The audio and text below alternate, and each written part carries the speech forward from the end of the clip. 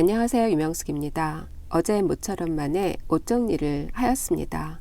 옷장 가득 걸려져 있는 옷을 보면 늘 마음이 부담스러웠는데 모처럼 마음을 먹고 과감하게 버리는 작업에 들어갔습니다.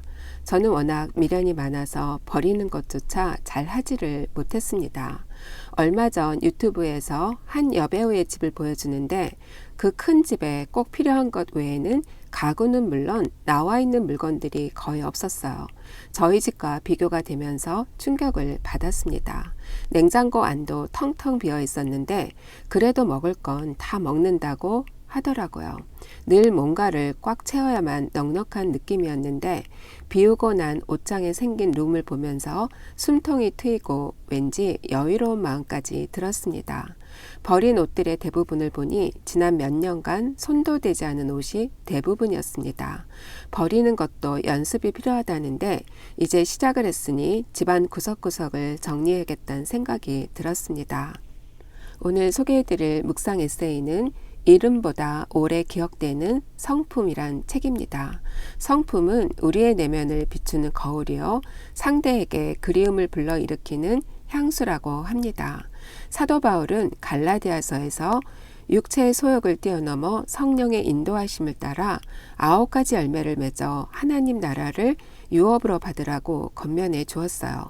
저자 장경철 교수는 성품은 이름보다 더 오래 기억되는 하나의 능력이라고 하면서 그의 독특한 화법과 논리로 하나님이 주신 9가지 성품에 대한 이야기를 합니다.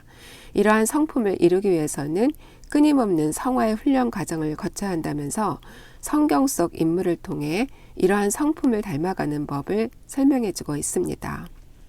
저자가 쓴 글 중 가치를 복원하는 기독교라는 제목의 글을 읽어보겠습니다. 중세 철학자이자 신학자였던 성 안셀무스는 짧지만 매우 인상적인 제목의 글을 썼습니다. 왜 하나님은 사람이 되셨는가? 도대체 왜 하나님은 사람이 되셨을까요? 하나님이 유능한 화가라면 망친 그림을 버리고 새로운 그림을 그리는 것이 어렵지 않았을 것입니다. 이전 그림에 불필요하게 넣었던 자율적 기능을 축소하고 오류를 방지하는 안전 기능을 추가하면 될 일이었을 것입니다. 그런데 도대체 왜 화가는 그림의 일부분이 되기로 작정해서 스스로 찢긴 존재가 되었으며 버림받은 존재가 되었을까요? 도대체 왜 화가는 자신의 능력을 펼치는 일보다 그림을 회복하는 일에 투신하게 되었을까요? 그것은 하나님이 세상을 이처럼 사랑하셨기 때문입니다. 하나님이 세상에 있는 피조물에 소중한 가치를 두셨기 때문이죠. 하나님은 손상된 피조물을 버리지 않고 품에 간직하기 위해 자신에게 허락된 것을 기꺼이 포기하는 결단을 내리셨습니다. 기독교는 하나님이 사랑의 가치를 두기로 결단하신 운명적 사건으로부터 출발합니다.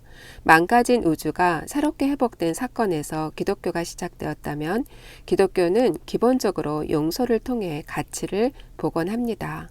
하나님의 자비와 은혜는 자격 없는 대상을 끝까지 품으며 새로운 기회를 지속적으로 공급하는 놀라운 사랑입니다. 하나님이 펼치신 사랑의 모범은 사랑의 성품을 공유하고 있는 우리에게 커다란 도전이 될 것이라는 생각이 듭니다. 오늘 여러분들과 함께 나눌 묵상 제목은 메시아를 통해 성취되는 하나님의 언약입니다. 구약은 오실 메시아에 대한 예언이고 신약은 오신 메시아에 대한 성취의 기록으로 보고 있죠. 하지만 보다 근본적인 구조로 본다면 성경은 한마디로 언약의 책이라고 할 수 있습니다. 본토 친척 아비집을 떠나 내가 내게 지시할 땅으로 가라. 아브라함을 불러내시면서 하나님 나라를 약속해 주셨고 그 나라를 이루어 주셨어요. 하나님의 성전을 짓겠다는 다윗에게는 영원한 왕권도 약속하셨죠. 하지만 이스라엘 백성들은 우상을 섬기고 하나님께 불순종한 대가로 나라는 멸망을 하고 바벨론 이국 땅에서 징계의 삶을 살게 됩니다.